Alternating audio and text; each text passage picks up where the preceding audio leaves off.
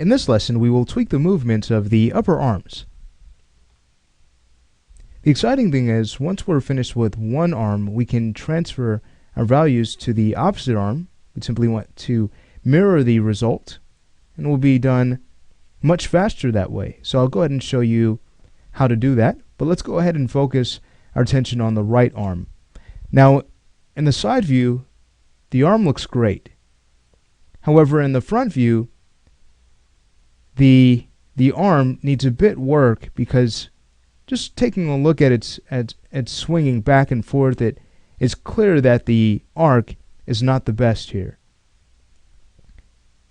So what we'll do is go ahead and select our wrist control, and now we'll view trajectories. This would be a much better control to plot the trajectory with, because you can see if we were to select the right shoulder, it's kind of hard to see anything right here.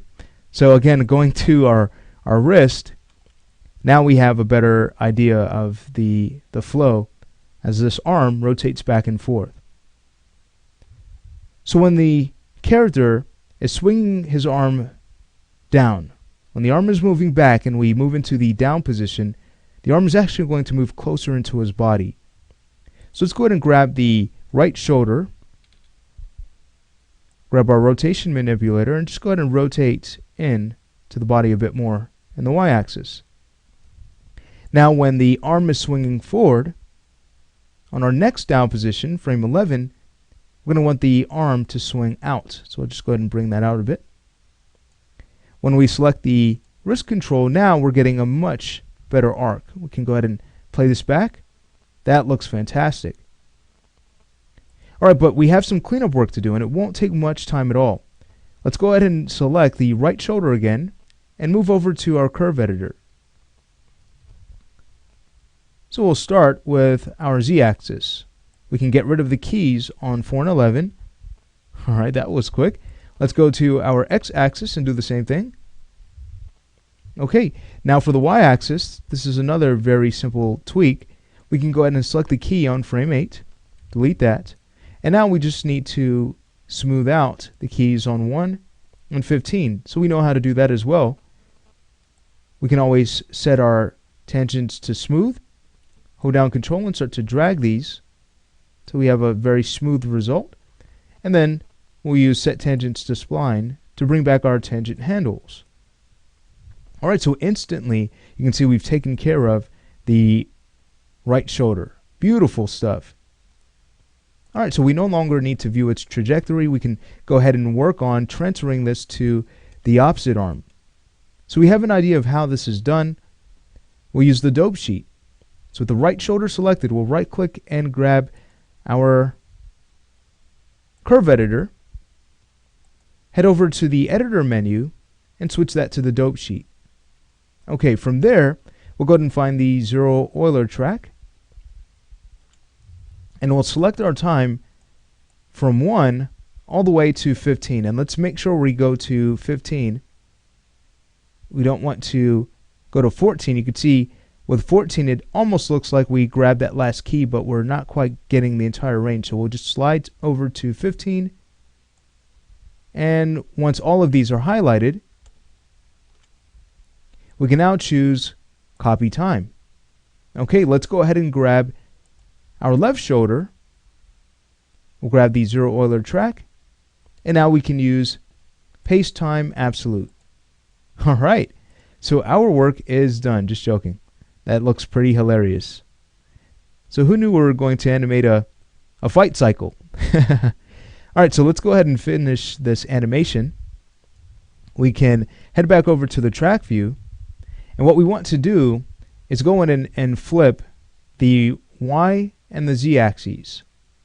So let's go back to the editor menu and switch over to our curve editor. We're going to select the Z track and our Y track. With both of those highlighted, we'll go in and select all of our keys, and we'll use our simple expression to flip the animation. So in the value field, that's going to be n times -1. Alright, so take a look. Now the arms are moving correctly, so to speak. Let's go ahead and take a look at our y-axis. You can see that we have some cleanup work to do on 1 and 15. With those selected, we'll use set to smooth and then set to spline. Instantly, now everything is moving great. Okay, so the next thing we need to do is slide the entire animation over 7 more frames so the arm swing can alternate. Alright, so let's go ahead and grab our rotation tracks here for X, Y, and Z. With all of our keys highlighted, we'll go to our frame field and we'll type in N plus 7. So now the key that was on 1 is now on frame 8. Alright, so take a look. When we play this back, instantly we have the same arm swing, this time on the opposite side. Alright, now the next challenge is to figure out how to keep all of our keys in range. And thankfully, 3ds Max has a wonderful tool to do that. Alright, so let's go ahead and grab our left arm, and we'll go one track at a time. So for the Z-axis, we'd head over to Edit, Track View Utilities, and we'll choose Create Out of Range Keys. Let's go ahead and choose OK. Now what we see here is the amount of keys we would like to create before and after our midpoint. So we know that before time we need to set this to 7. After time we also need to set this value to 7. Okay, great. Now for samples, the more we have here, the higher this value, the more keys 3ds Max will create. Now since we have only a few keys here to create for all tracks, we can go ahead and start with a sample of 1. When we choose apply, you can see now we have all of our keys in range for the Z-axis, and we can get rid of these keys that are outside of the range. Let's go in and delete them. Alright, so let's go ahead and take care of the X-axis. We'll choose apply. That looks great. Again, we'll get rid of the keys outside of our range. Let's take a look at our Y-axis. When we choose apply, notice the result here isn't the best. Now, if you run into this, it's very simple to fix. It's just a matter of increasing your samples. So I might bring this up to about a sample value of 10 and choose apply. Notice this does a much better job at printing out our function curve. So we'll check to make sure everything is in range. It looks like we need a keyframe right there on 15. So we'll right click and grab the Add Keys tool and create our key. Alright. From there we'll go ahead and grab our Move Keys tool. We'll hold down Control and Shift, and let's go ahead and transfer this over to frame 1 just to make sure that that value matches. And now we can clean up any keys in between. So we'll just go in. Here's the key on 4 we need to keep, so we'll go ahead and get rid of everything else here. Great. And we can go ahead and get rid of the other in-between keys. We can get rid of all keys outside of our range. And now it's just a matter of selecting our keys on 1 and 15, choosing Set to Smooth. I'll close out this Create Out of Range Keys dialog. We can go ahead and drag our keys down a bit to smooth out our function curve, and I'll use Set to Spline to finish up. And instantly, you'll see that the left arm has now been mirrored. How exciting is that? Saves us plenty of time.